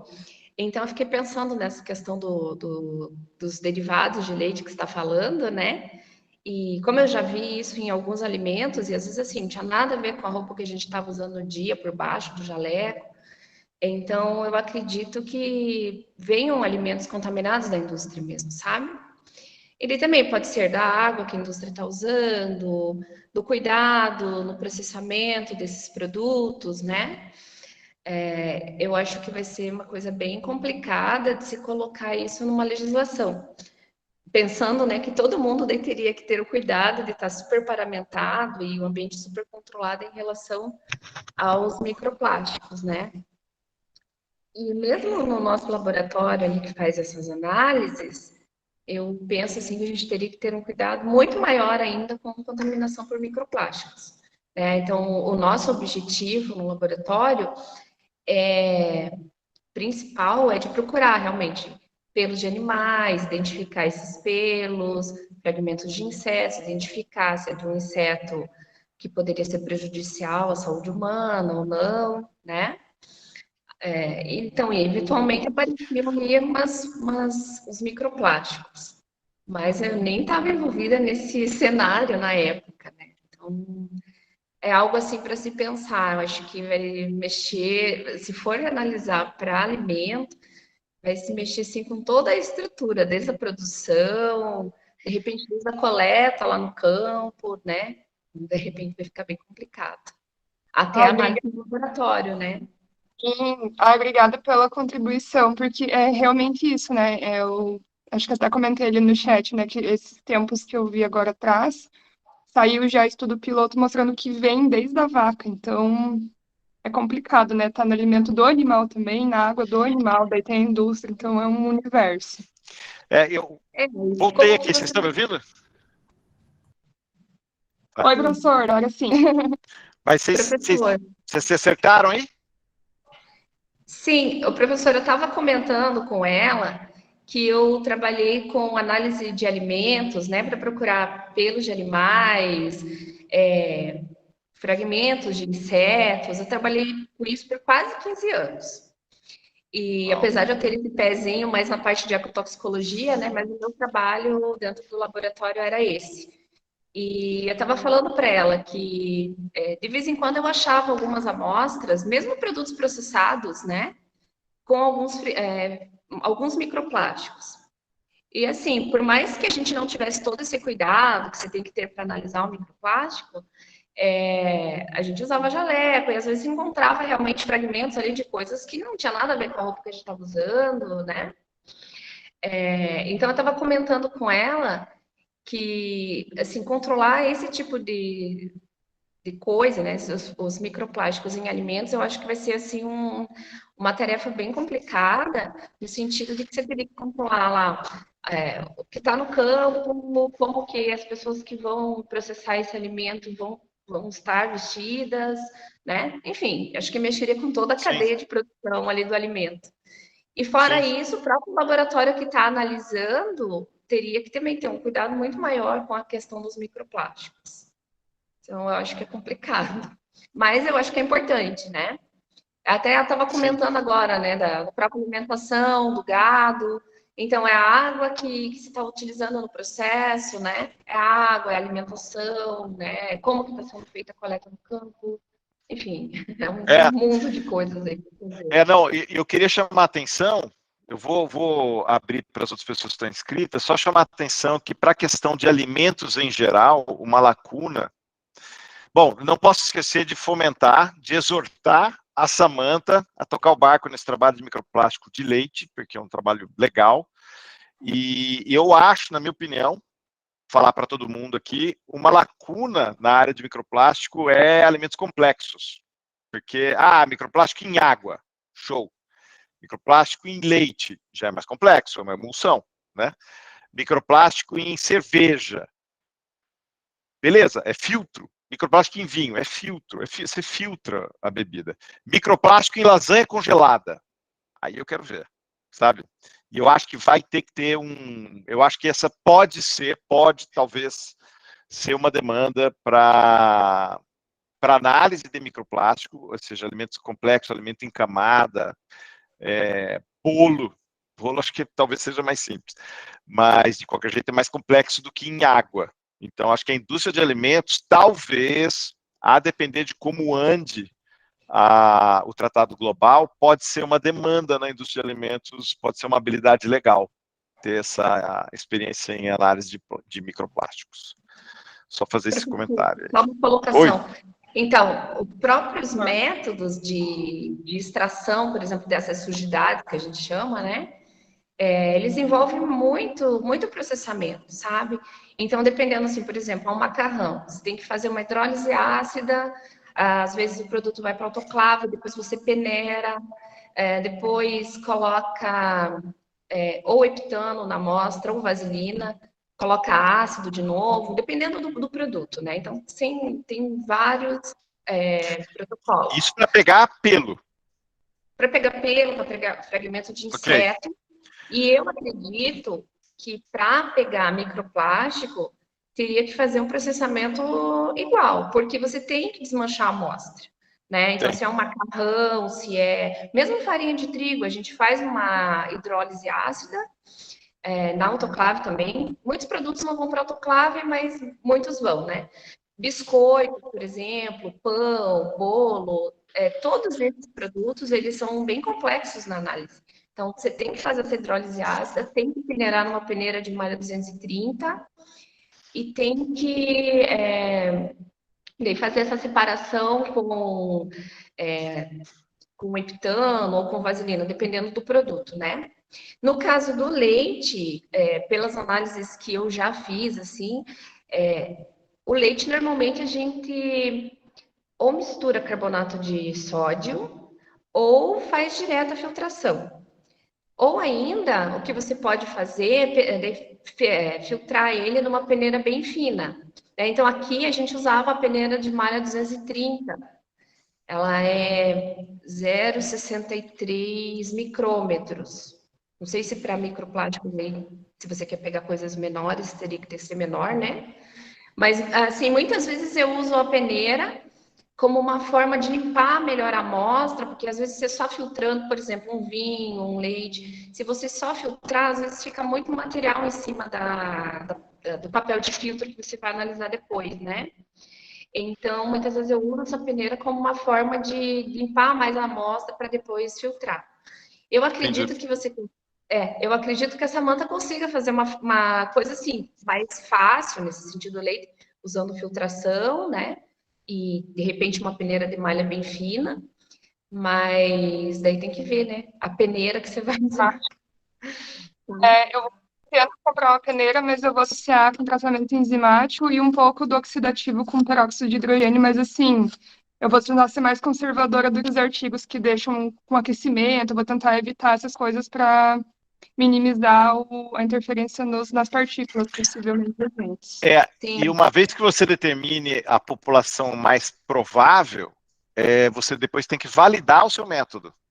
Ah, tem muita fibra, tem muito P, tem muito PP, beleza. Você tem que ver se essa oxidação não está pegando os tipos de P e PP que costumam contaminar o seu leite. Então, o leite que você está estudando. Então, você vai ter que dar um jeito de validar também. E por isso que eu perguntei para a Maristela, quando ela começou a falar de hexano, de solventes orgânicos, dos processos, tem que ver se isso não vai... Provavelmente, para microplástico, vai ter que ter um protocolo novo, né? Porque solvente orgânico já vai entumecer o microplástico, se bobear, pode até dissolver algum. Ou pelo menos, se entumecer, vai ajudar a fragmentar, e aí você já não vai mais ter noção da medida real, inicial. Você vai interferir na medida, no que você está analisando, né? Então, eu acho que é uma área bem legal para quem tem interesse de desenvolver novos protocolos. Então, a Samantha e a Maristela já saíram na frente, eu acho, pela expertise acumulada. Uma coisa que o Leandro Pegoraro comentou agora, ele trabalhou comigo no laboratório, e assim, a gente utilizava um filtro para a gente fazer as lavagens das amostras, então a gente utilizava um filtro de partículas, né? Mas é importante também, então, fazer sempre um controle em paralelo, né? Tudo que você está fazendo ali, a água que você está analisando, né? Para justamente ver se esse microplástico veio da amostra mesmo, ou, né, de repente, do processo que você está usando. Mas achei super legal o trabalho. A gente quer analisar todos os reagentes, filtrar tudo, levar para a FTIR, fazer tudo bem alinhadinho, o máximo possível, né? Lembrando que o controle, ele vai ser...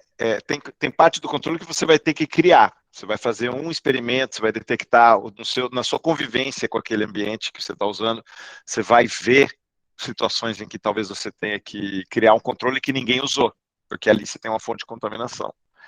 Legal, legal. Vamos passar para a próxima aqui. Obrigado pela riquíssima discussão. Muito bom. A Teruco faz tempo que está com a mão levantada e levantou 2 vezes aqui na minha tela.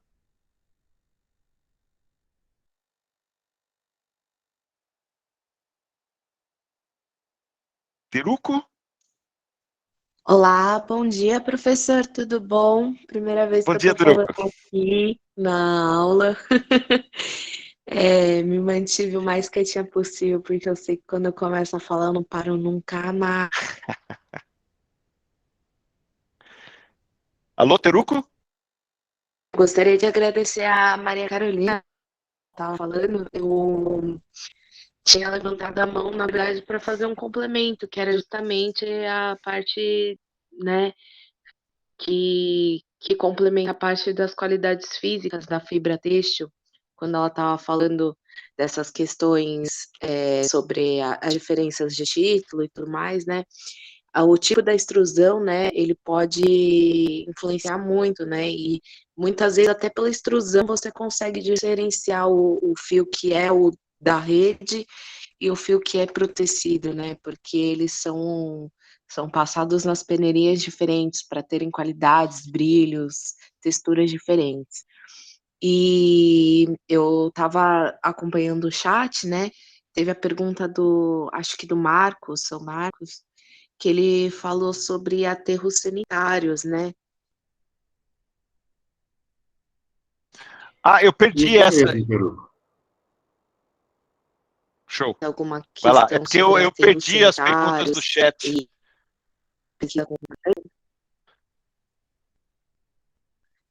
Então, também o meu acabou de voltar a sair, eu acho que é o Marcos. Se ele ainda estiver aqui, porque muita gente caiu também, minha internet caiu. E ele estava fazendo uma pergunta justamente, Marcos Fernandes. Sim, sou eu, Teruco. Estou por aqui. Isso, sobre aterros sanitários. Aí você estava falando sobre, no caso de microfibras, né, de microplástico, ou contaminantes também do processo, né, que a gente entra naquela coisa que a gente estava discutindo na aula passada, né, intencional ou não intencional. Porque eu trabalho também na Secretaria Executiva de Mudanças Climáticas, né, e eu estou responsável pelo plano de gestão de resíduos sólidos.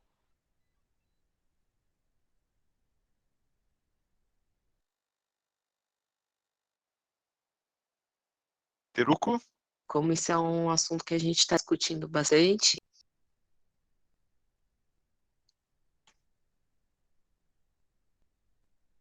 A Tá Maria cortando. falou, para mim estava cortando também.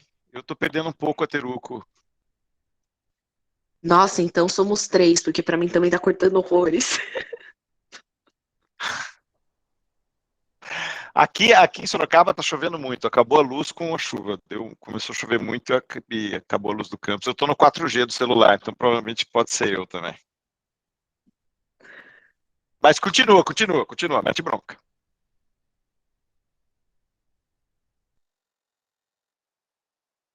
Teruco?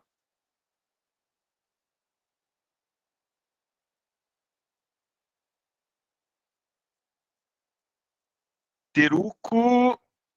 Já não estou mais ouvindo a Teruco, eu não estou vendo a barrinha dela mexer também. A minha está mexendo? Tá. Teruco, alguém está ouvindo a Teruco? Não? Teruco. Então a Teruco deve ter perdido aqui a conexão. Quando a Teruco fizer. Voltou, Teruco? Tá aqui. Pode falar.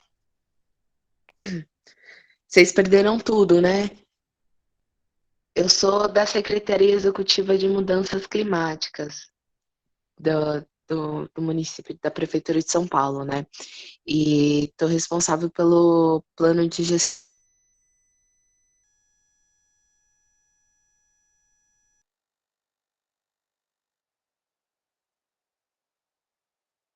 Toda essa parte de, não só de se ele está perguntando dos intencionais ou dos não intencionais, ou se ele está falando do microplástico físico. Marcos, quer falar você? Eu perdi a sua pergunta. O meu chat, depois que eu caí, eu não pego as anteriores. Eu sei que tem uma pergunta da Francisca que eu não respondi. Tá aqui, vou chamar a Francisca daqui a pouco. Eu percebi, Walter. É o seguinte, Teruco. O meu projeto é sobre a avaliação de contaminação por resíduos sólidos. E quando surgiu a oportunidade da disciplina de microplásticos, eu agarrei com unhas e dentes. Embora eu perdi uma aula, mas foi por um motivo de força maior. E eu gostaria muito de saber, aqui, dentre os colegas, quem está estudando ou trabalhando com o assunto, tanto dos intencionais quanto dos não intencionais, dos microplásticos, para que eu possa estar complementando o meu trabalho e deixando um pouco mais atual com as experiências que vocês têm, que a cada aula eu percebo que são muito relevantes. Legal, legal. Ó, então acho que parece que a Teruco tem interesse no trabalho do Marcos, é isso? Eu estou entendendo que tem um match aí de pesquisa? Não só isso. Por exemplo, eu faço parte de uma organização, Marcos, que é o Sustex Modas.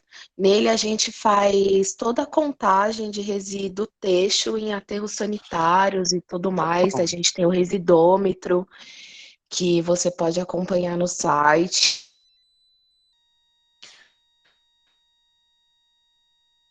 Teruco? Sobre resíduos desatada realmente pro têxtil, entra o têxtil civil também, da construção civil, entra muita coisa assim, mas é mais voltada pro têxtil, não no microplástico em geral, né? Quando a gente fala dos aterros, a gente não tem esse recorte pro têxtil, por alguma fibra específica.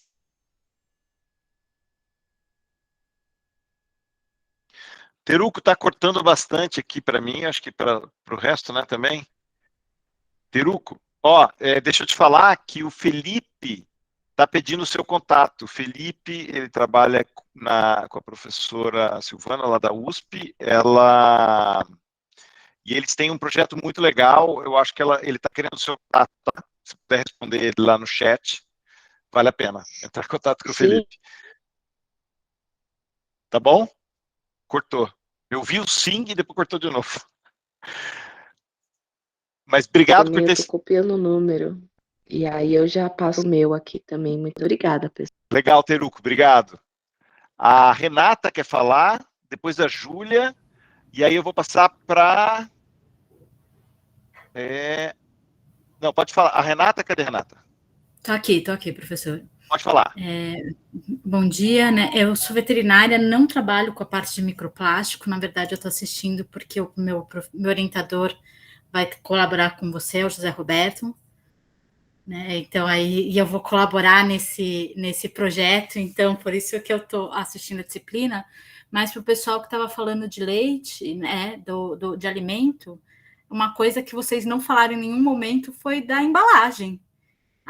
Hoje, acho que a maior parte dos alimentos, a embalagem é plástica, e a gente sempre pensa em diminuir, né, de zerar, mas eu acho que a gente pode pensar em diminuir, reduzir o risco.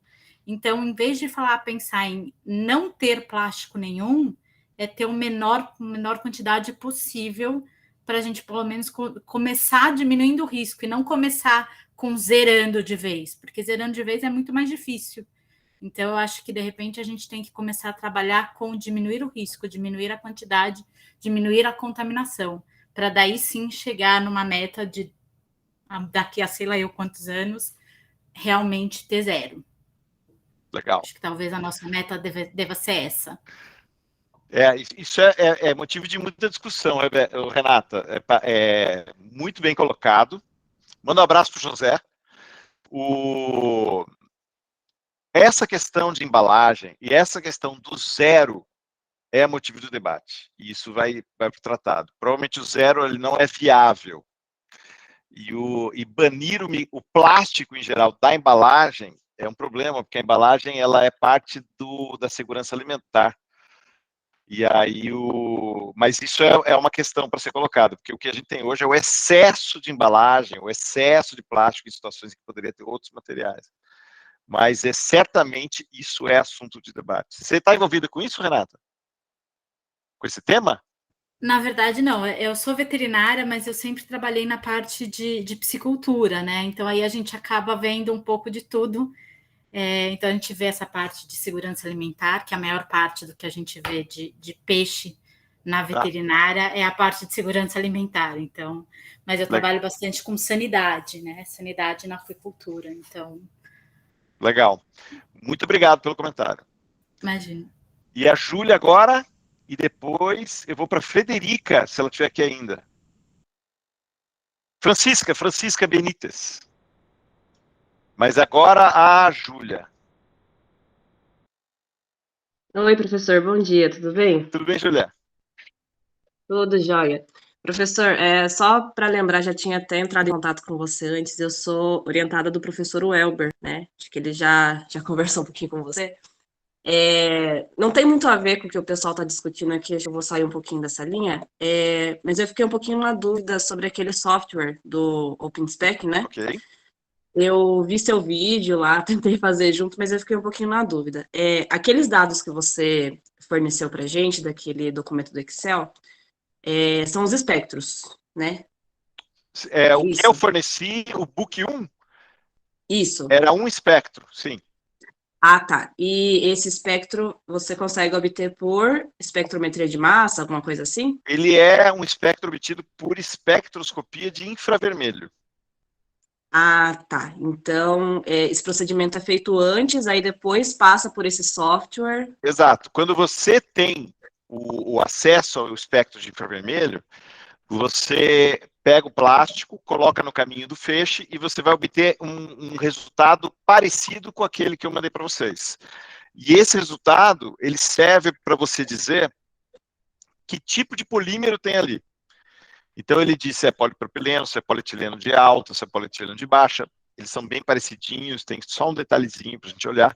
Se é PVC, se é PS. Então, se para a sua pergunta científica você precisa saber o tipo de plástico que está lá, você tem algumas coisas que você pode fazer. Uma delas é o infravermelho, é a espectroscopia do infravermelho. Aquela ferramenta, ela é muito usada para você identificar. Se você não tem intimidade com a técnica, mas você consegue alguém que faça infravermelho para você, você não está perdida. Você vai no OpenSpec e ele fala, é PP, é PS. E aí você consegue tocar a sua vida. Entendi. Você, por algum acaso, conhece alguém? Porque realmente eu vou precisar fazer isso e eu fiquei meio perdida.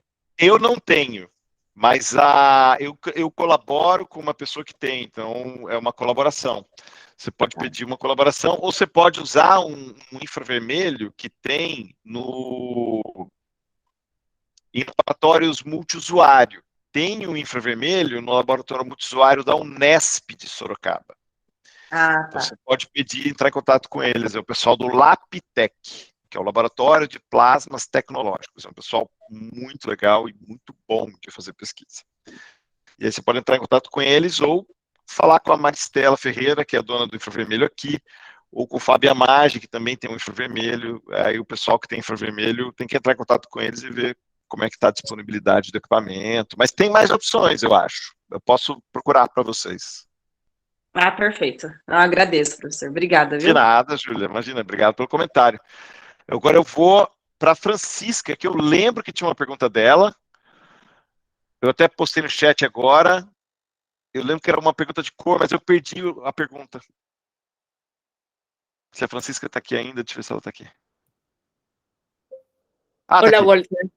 Olá, ¿cómo estás? Bien. Perdón porque no hablo portugués. No, sin problema, por favor. Ya. Mi pregunta era con respecto a los tintes cuando uno busca identificar microplástico, principalmente cuando estos son coloreados. ¿Cómo lo haces?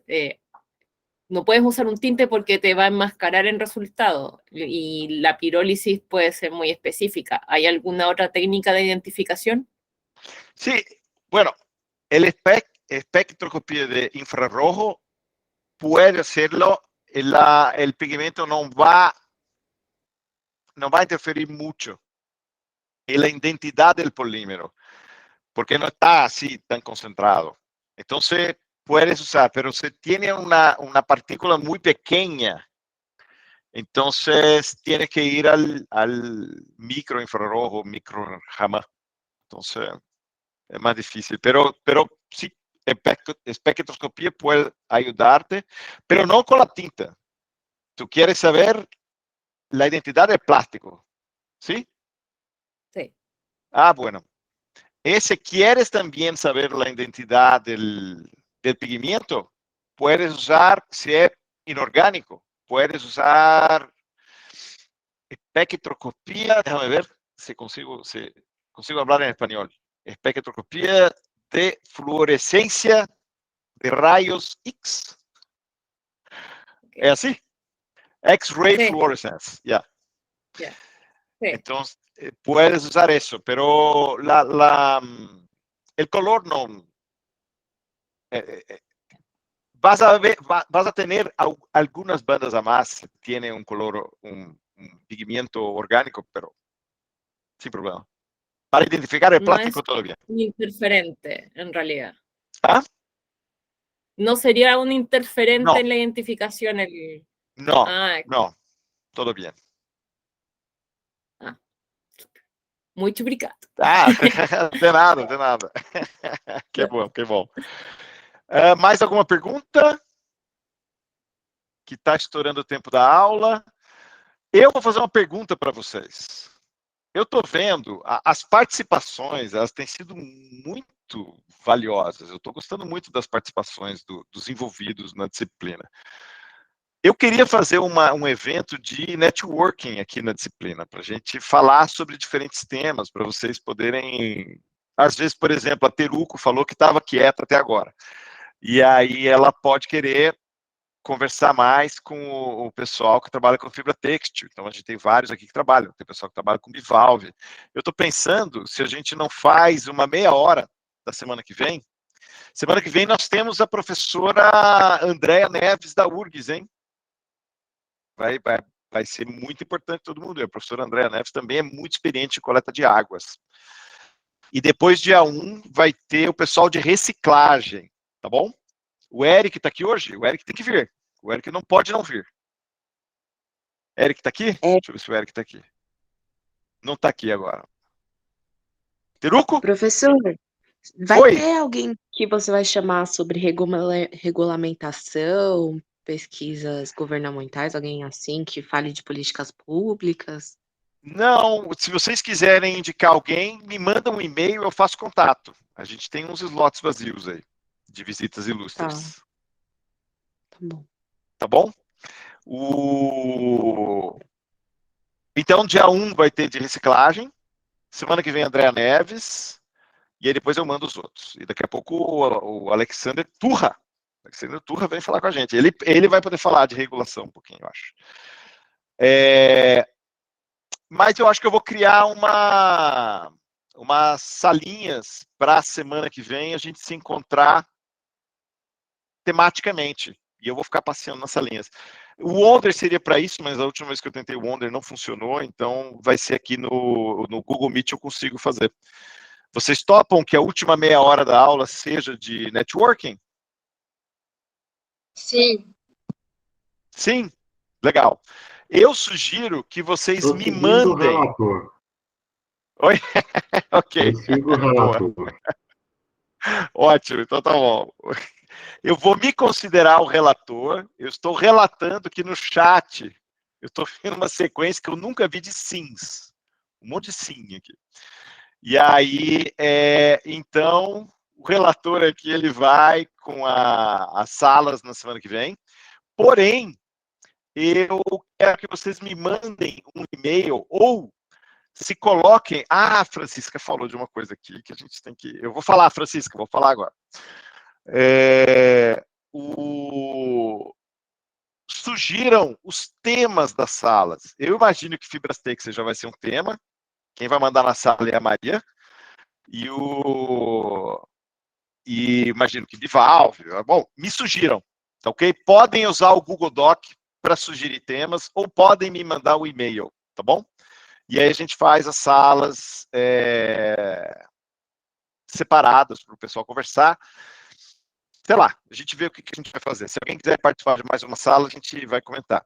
Deixa eu comentar com vocês sobre o Latinx Cam. Nem todo mundo aqui é da química, mas eu vou falar mesmo assim, porque é um evento que é muito aberto para todo mundo. O Latinx Cam, ele surgiu em 2020 como uma tentativa de promover a ciência latina dentro das ciências químicas. Por isso que é Latinx Cam.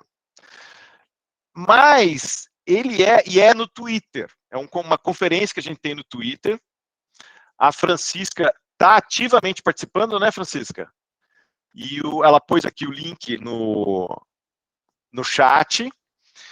E o Latinx Cam, ele foi meio que inspirado no congresso da Royal Society of Chemistry, que foi quem começou isso, que eu saiba, de grande escala, foi com eles, que é um congresso pelo Twitter. Você se inscreve, é um abstract curtinho, e você participa no Twitter, você posta um pôster, e aí você é questionado pelos júris. Eu sou do júri do Latinx Cam no ambiental e no nano, e é um dia que eu tiro só para isso. Eu até falto em aula, eu aviso, tem uma conferência, segunda-feira eu não faço nada, é 24 horas que eu fico no ar, ali, conversando com todo mundo. E é uma área, e tem todas as áreas da química. E como a química é considerada a ciência central, a mãe das ciências, toda a ciência fala um pouquinho bem de si, né? E eu acho que tem um espaço para interação com todas as áreas. Então, quem, por exemplo, quiser postar um projeto sobre a área de microplástico, é bem-vindo. Tem posters que falam sobre o que eles querem fazer. É bem aberto, é bem livre, é para você trocar ideia, é para você expor a sua ciência num ambiente legal, como o Twitter. Muita gente acha tóxico, muita gente acha legal. Eu acho legal. Para a ciência, eu acho um ambiente que me alimenta demais de informação. E eu acho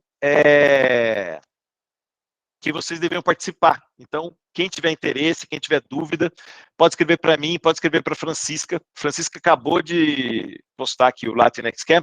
Francisca, posta seu handle do Twitter para o pessoal te encontrar. Em espanhol?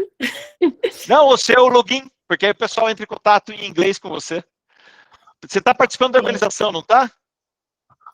Sí, soy parte de la organización.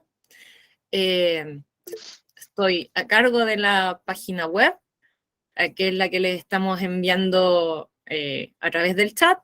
Pueden revisar las distintas categorías.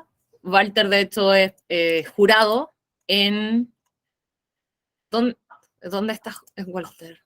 ¿En cuál de las categorías? ¿En qué? De nanomateriales y de ambiental. Ya. Sí. Y ustedes pueden subir el trabajo. Puede ser el póster típico que uno coloca en el congreso. Pueden hacer videos, pueden hacer GIF. No hay limitaciones respecto a cómo presentar el trabajo. La inscripción es hasta el 11 de noviembre y van a haber premios y muchas salas y hartas sorpresas por descubrir. Si tienen dudas, pueden revisar la página, me pueden buscar por Twitter. Voy a dejar el Twitter en el chat y en lo que pueda ayudarles, estamos para eso. Muy bien, muchas gracias mesmo, Francisca. Eu exorto a todos a participar do Latinx Cam. Quem não puder participar e mandar trabalho, pode ir no dia e interagir com todo mundo. Mas quem tiver um projeto de microplástico e queira trocar ideia, é o ambiente. E não tem limite para trabalhos que vocês possam mandar. Pode mandar 5, 6 trabalhos, é legal. Eu gosto. Beleza? Alguém levantou a mão e abaixou. Acho que eu demorei muito e a pessoa. Eu tinha levantado. Estava aqui.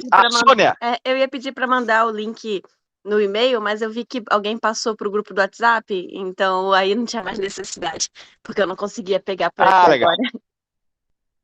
Então tá bom.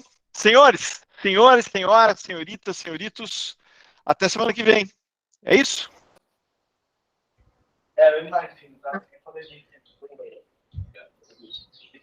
Beleza? Bom dia, professor. Valeu, gente. gente. Bom dia, colegas. Até mais. Tchau, gente. Obrigado. Tchau, obrigada. Tchau. Até semana que vem. Tchau, gente. Até. Tchau. Tchau, tchau. Muito obrigada. Tchau, Sônia. Tchau, gente. Até semana que vem. Valeu. Tchau, professor. Até mais. Até semana que vem. Tchau.